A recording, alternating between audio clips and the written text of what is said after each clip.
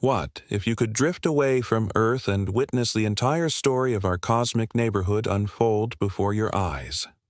Starting from our fragile blue marble, we'll journey past the Moon's ancient scars, through Saturn's shimmering rings, and into the dark frontier where our solar system fades into interstellar space.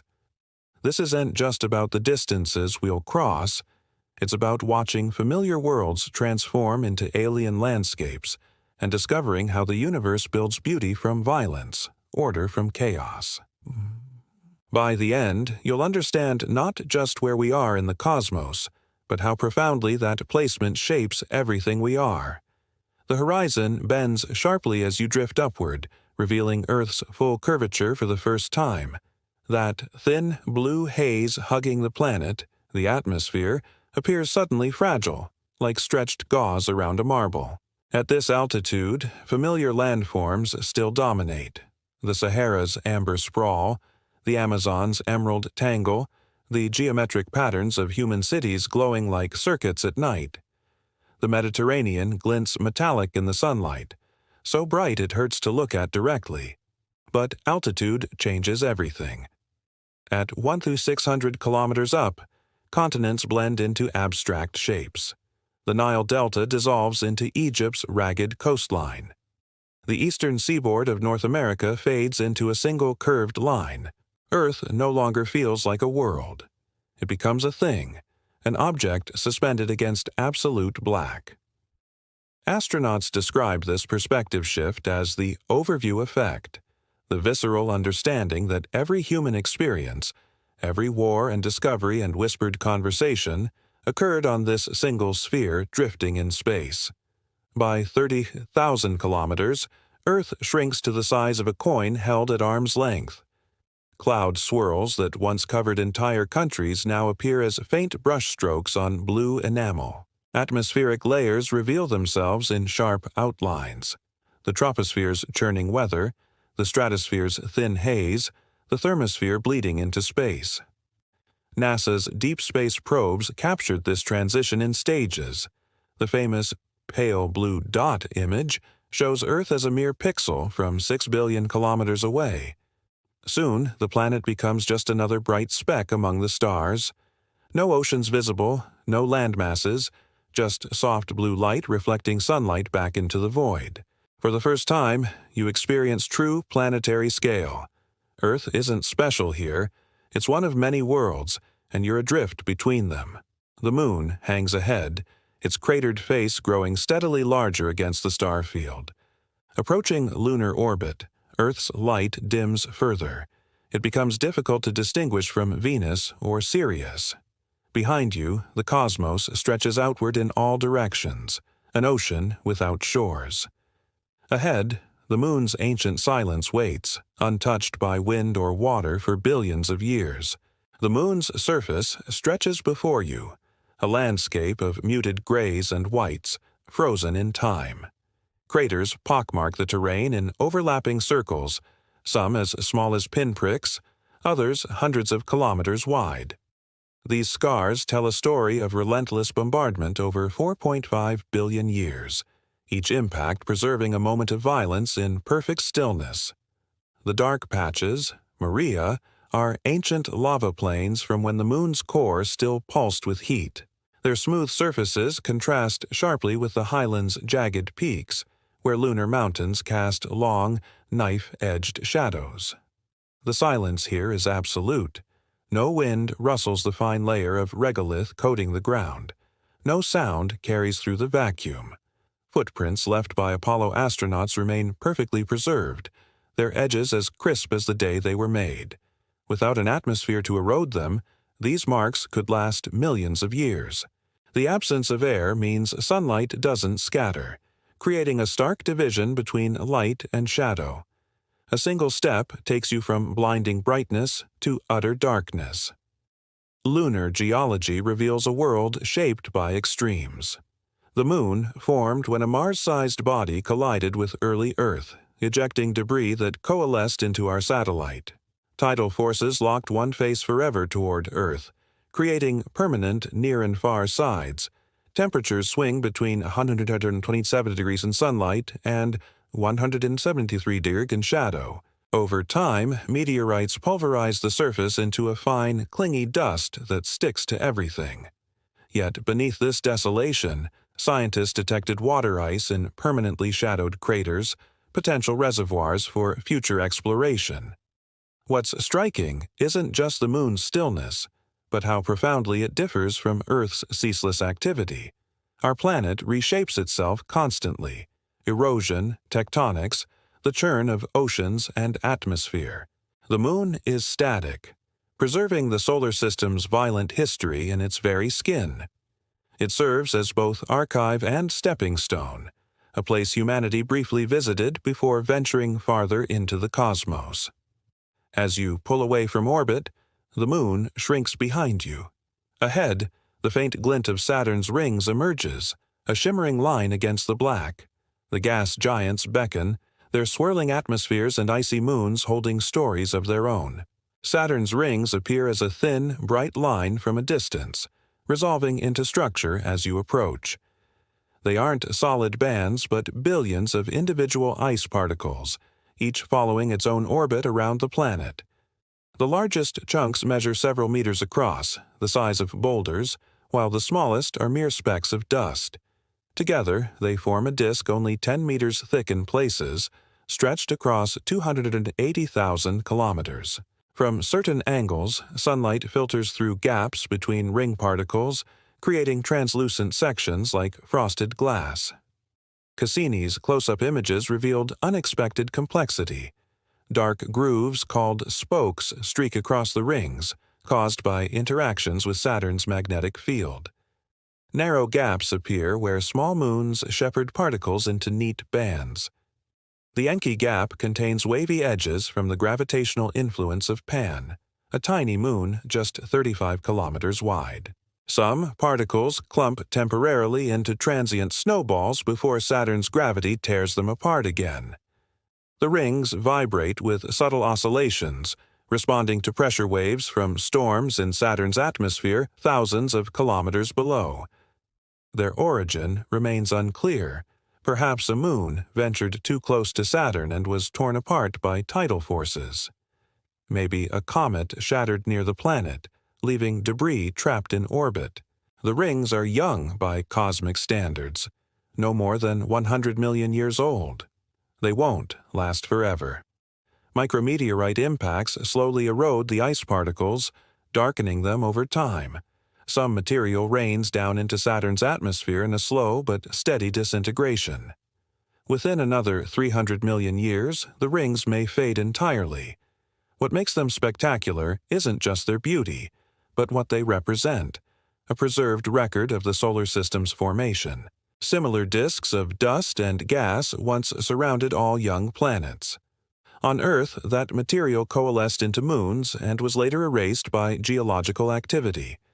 At Saturn, conditions allowed these remnants to persist, frozen in delicate balance between the planet's gravity and the particle's orbital motion.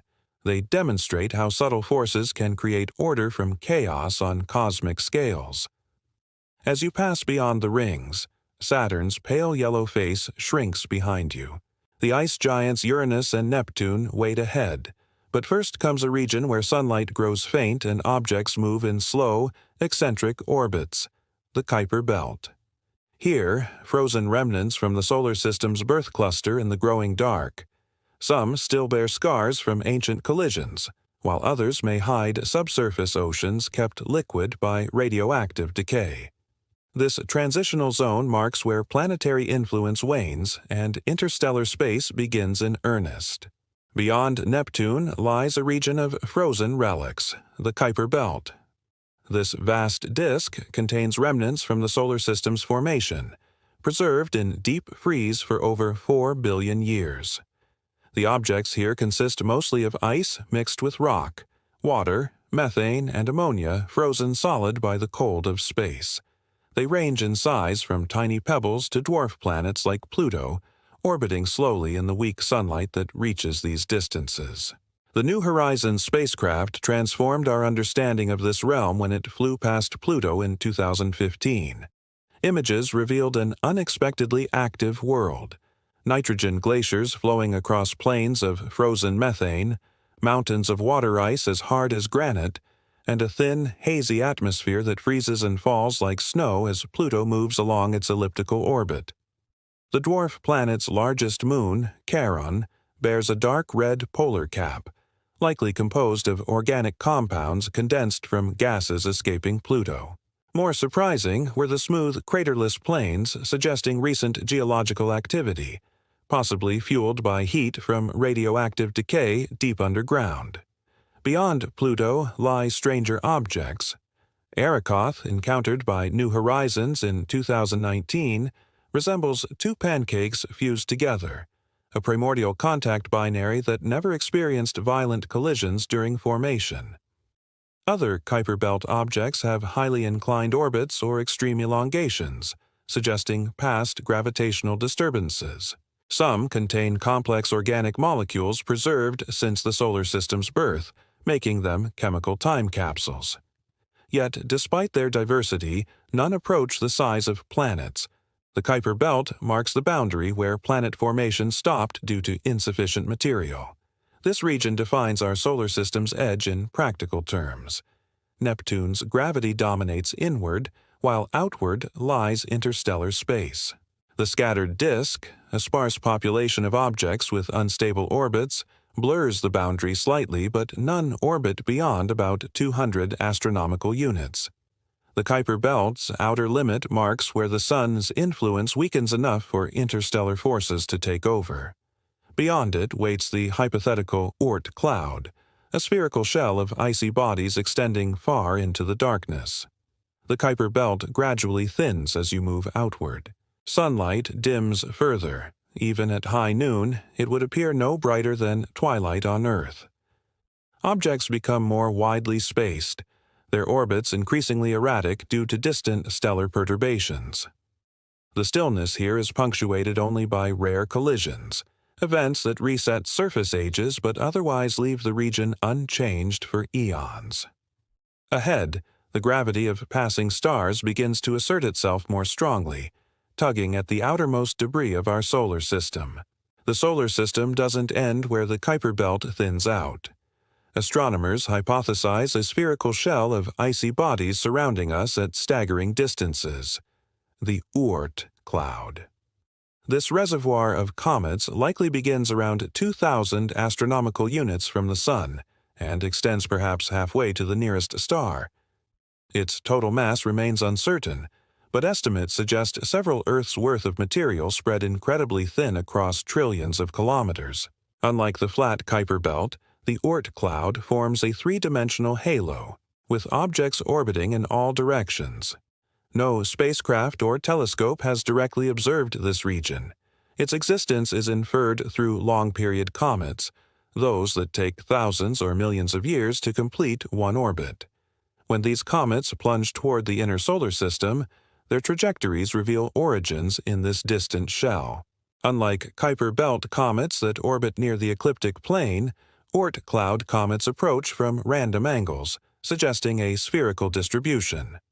Hale-Bopp, one of the brightest comets of the 20th century, came from this region, carrying pristine material from the solar system's infancy.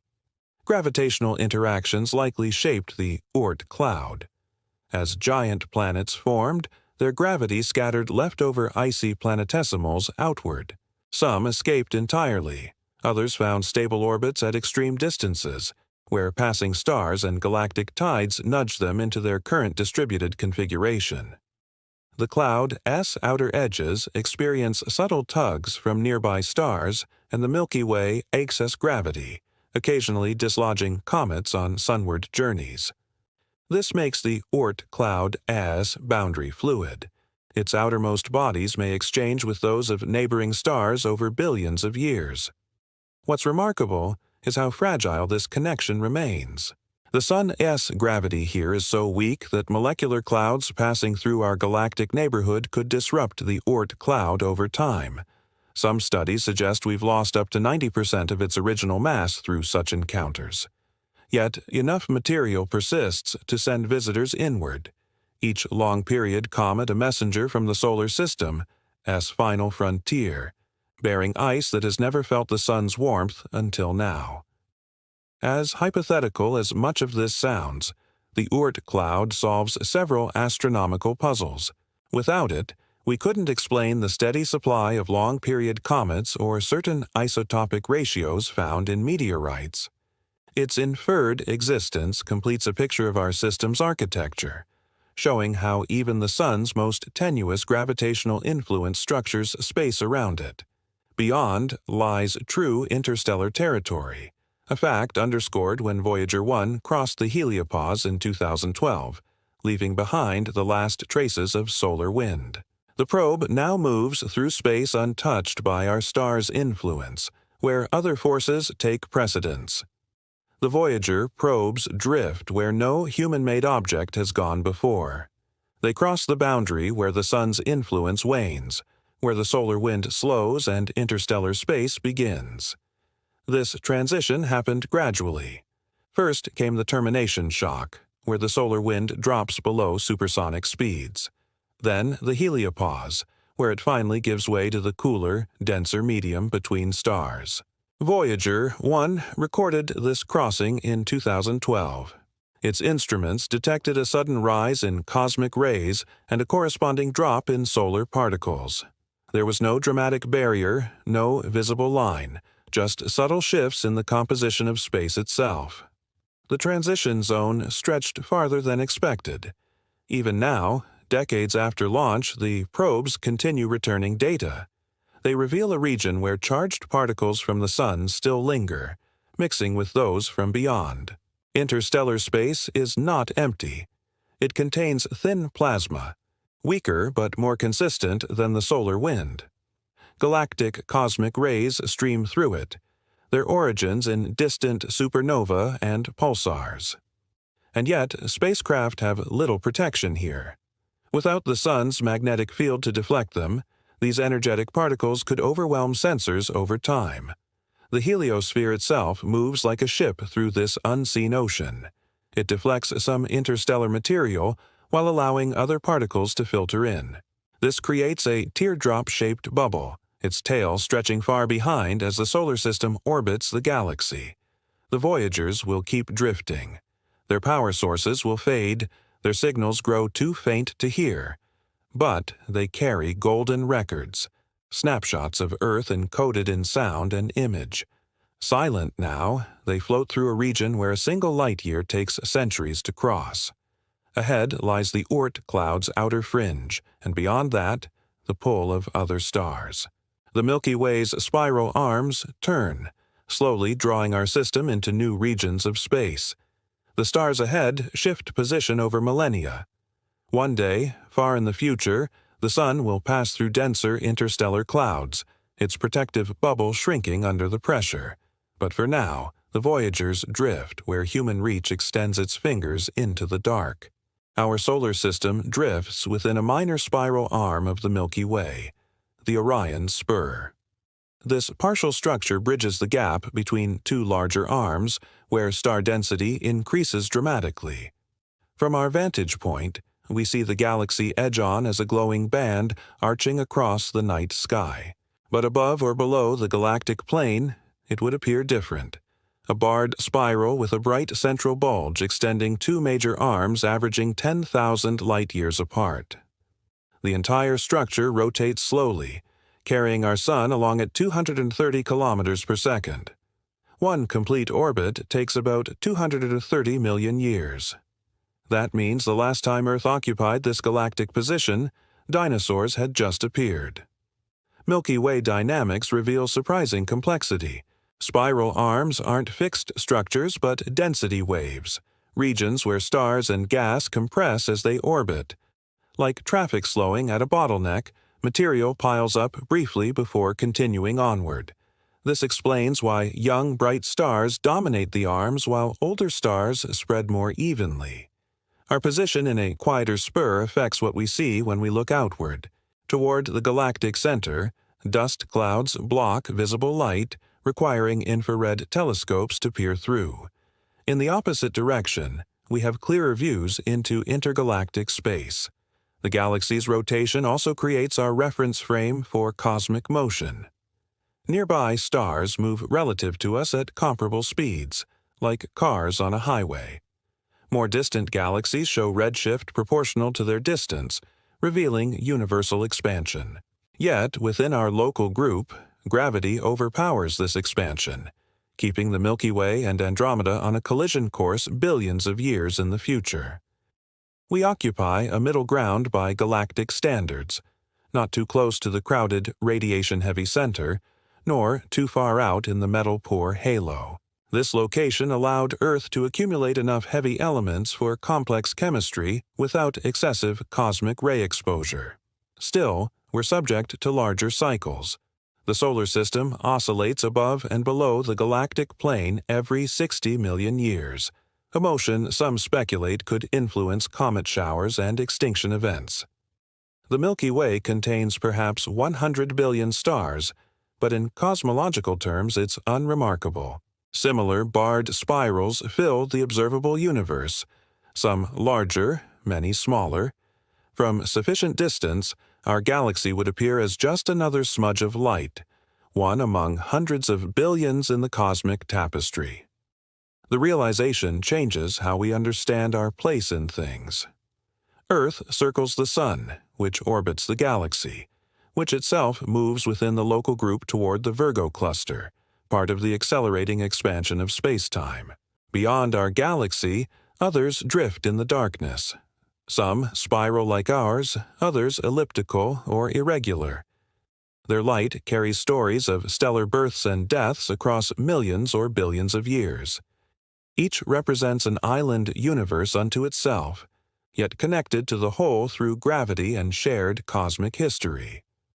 The nearest major galaxy, Andromeda, glows faintly to the unaided eye under dark skies, a preview of what's to come. The deepest Hubble and Webb telescope images reveal galaxies as faint smudges of light, some spiral, some elliptical, others irregular. Each contains billions of stars, but at these distances, entire galaxies appear smaller than a grain of sand held at arm's length. The light from the furthest detectable galaxies has traveled over 13 billion years to reach us, showing them as they existed when the universe was young.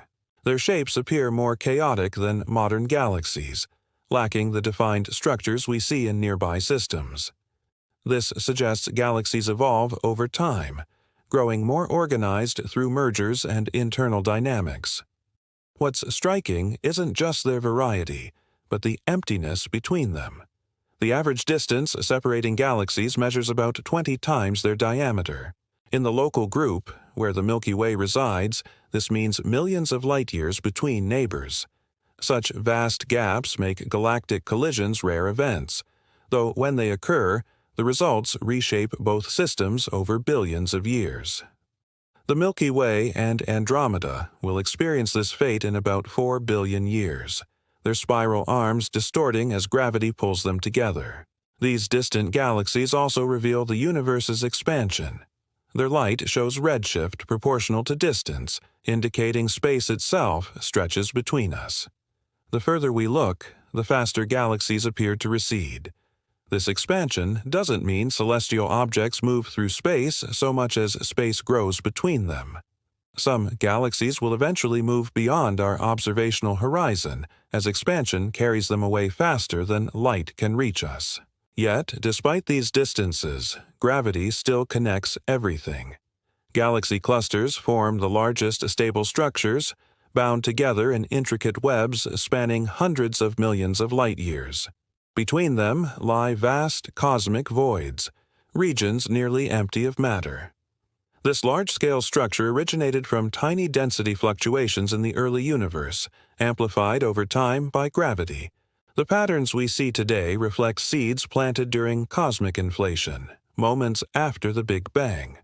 Each galaxy represents an island universe, yet all share common origins.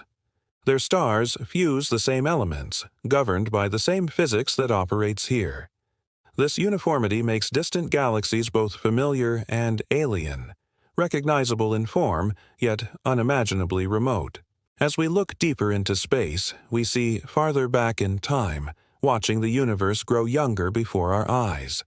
The most distant detectable galaxies show us cosmic dawn, the era when the first structures began illuminating the darkness. From this perspective, our galaxy becomes one among countless others, each with its own planets, stars, and perhaps life. The universe constructs order on scales both vast and small, linking quarks to quasars through fundamental forces we're only beginning to understand. What emerges isn't randomness, but patterns repeating across dimensions of time and space we can measure but scarcely comprehend. Our place in this tapestry becomes both smaller and more significant, a single thread in a story still being written. This voyage from Earth to the cosmic horizon offers two truths that feel at odds yet intertwine. We see how small we are against the vastness, a pale blue dot suspended in darkness, orbiting an ordinary star in one of countless galaxies. And yet, the same atoms forged in stellar furnaces pulse through our veins. The universe is not just something we observe. We're made from it. Keep looking up with wonder. Each question answered reveals new mysteries. The cosmos isn't finished. It expands, evolves, and writes its story in starlight, with us as brief but conscious witnesses to its unfolding.